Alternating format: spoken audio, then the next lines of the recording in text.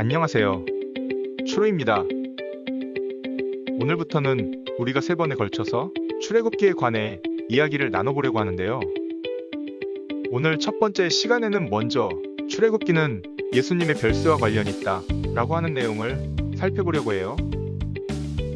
여러분, 출애굽기는 무엇인가요? 문자 그대로 풀이해보면 애굽에서 나오는 것이 바로 출애굽기이죠. 그래서 가톨릭 성경에서는 이 책을 탈출기라고 명명하기도 하였는데요. 여러분, 이것은 출애굽기의 헬라어식 표제인 엑소더스를 번역한 것이랍니다. 기원전 250년경에 유대인들은 히브리어 성경을 당시 세계 공용어인 그리스어, 즉 헬라어에 맞도록 번역을 해서 사용을 하게 되었는데요. 그때 만들어진 70인역이라고 하는 번역본에서 모세오경의 두 번째 책의 표제를 엑소더스라고 붙이게 되었고, 우리가 쓰는 한글 성경도 이것을 따라 이 책을 출애굽기라고 부르게 된 거예요. 엑소더스는 합성어인데 에크는 나오다라는 뜻이고 호도스는 길이에요. 그러니까 나오는 길이 되죠. 어디서 나오나요?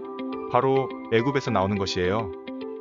그러니까 우리는 자연스럽게 엑소더스라고 하면 애굽에서 나오는 것이다, 당시 최강대국 이집트에서 이스라엘이 탈출한 것이다, 그렇게 간편하게 생각할 수 있지만, 그러나 히브리어 성경은 애굽을 이집트가 아니라 다른 명칭으로 부르고 있다는 것에 우리가 주목할 필요가 있는데요.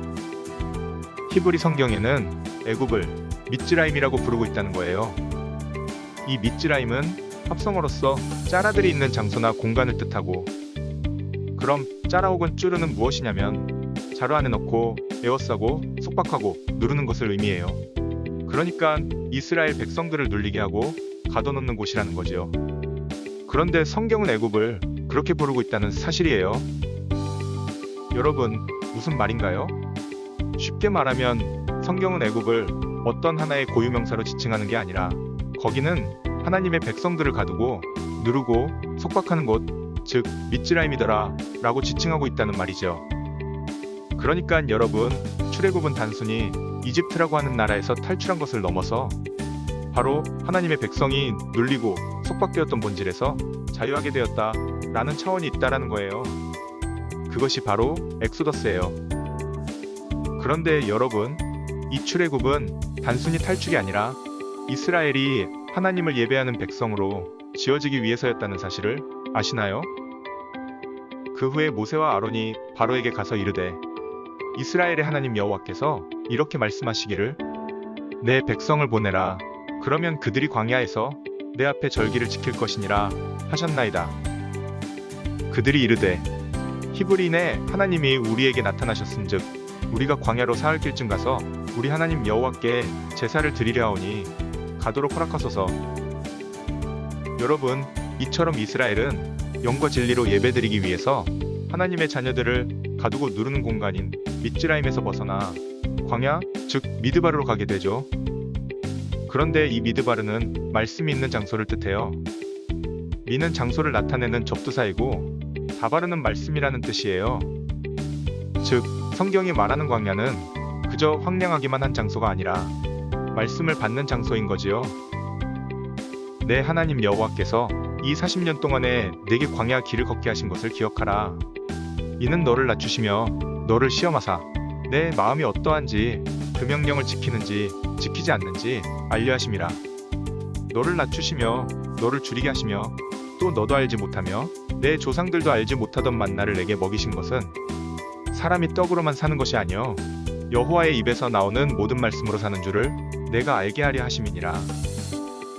그러니까 엑소더스는 이스라엘이 속박의 공간인 미츠라임에서 벗어나 말씀의 장소인 미드바르로 피난하여 거기서 하나님의 말씀만을 먹고 완전히 낮추어져서 하나님의 말씀을 품은 민족이여 왕과 같은 제사장과 거룩한 나라가 되어 영과 진리로 예배하는 하나님의 보석들이 되는 것이 그 목적이었어요.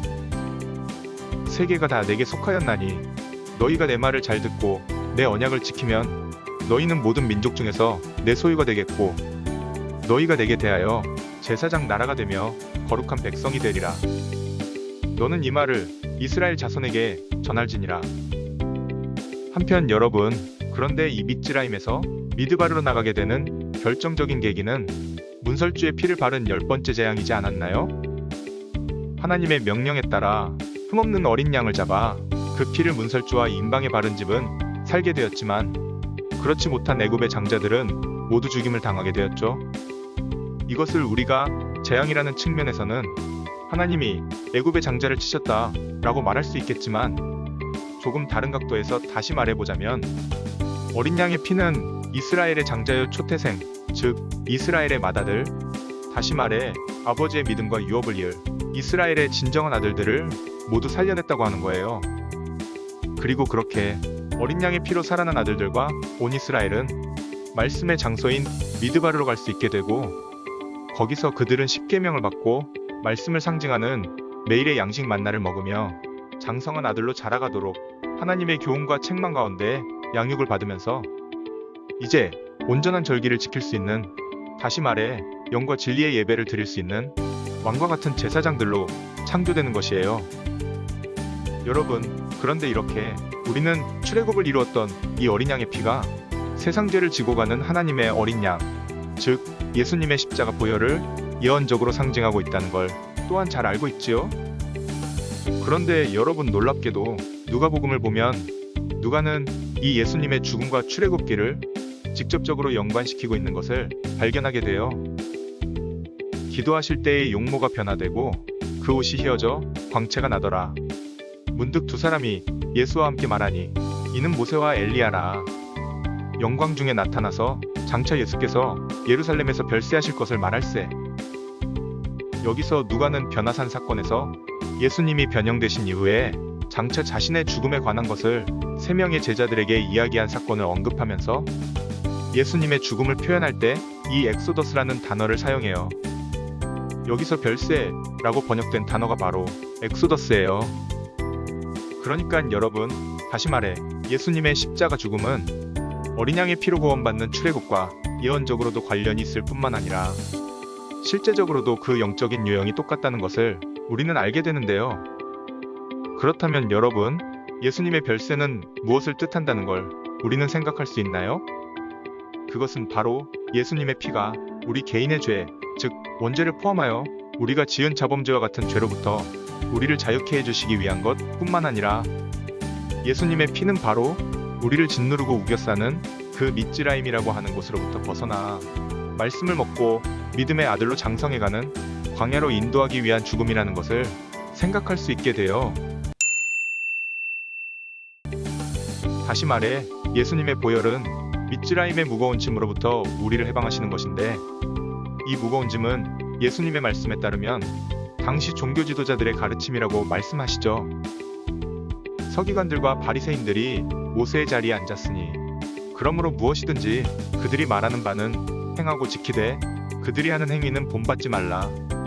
그들은 말만 하고 행하지 아니하며 또 무거운 짐을 묶어 사람의 어깨에 지우되 자기는 이것을 한 손가락으로도 움직이려 하지 아니하며 화 있을진저 외식하는 서기관들과 바리새인들이여, 너희는 교인 한 사람을 얻기 위하여 바다와 육지를 두루 다니다가 생기면 너희보다 배나 더 지옥 자식이 되게 하는도다.